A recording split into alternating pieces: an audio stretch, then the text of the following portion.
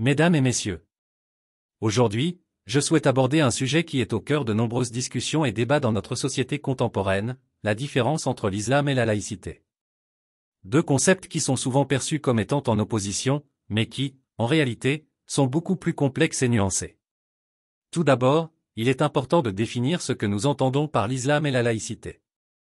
L'islam est une religion monothéiste qui se base sur les enseignements du prophète Mahomet et qui compte plus d'1 milliard de fidèles à travers le monde.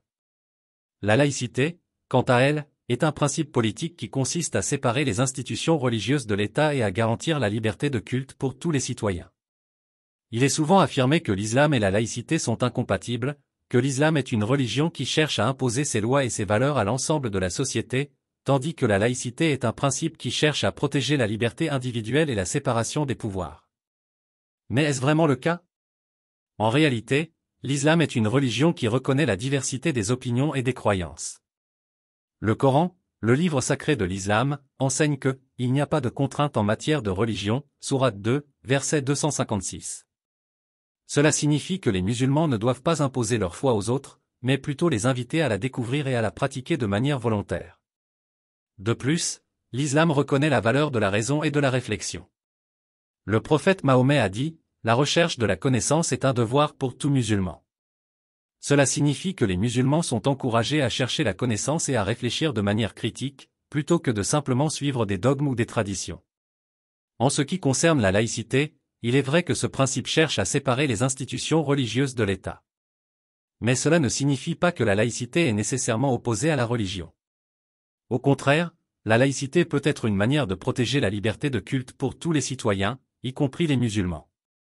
En France, par exemple, la laïcité est un principe qui a été établi pour garantir la liberté de culte pour tous les citoyens, quelle que soit leur religion.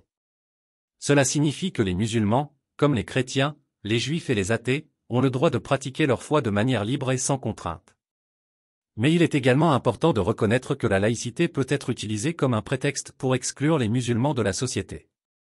L'interdiction du port du voile islamique dans les écoles publiques, par exemple, a été justifiée au nom de la laïcité, mais a également été perçue comme une attaque contre la liberté de culte des musulmanes.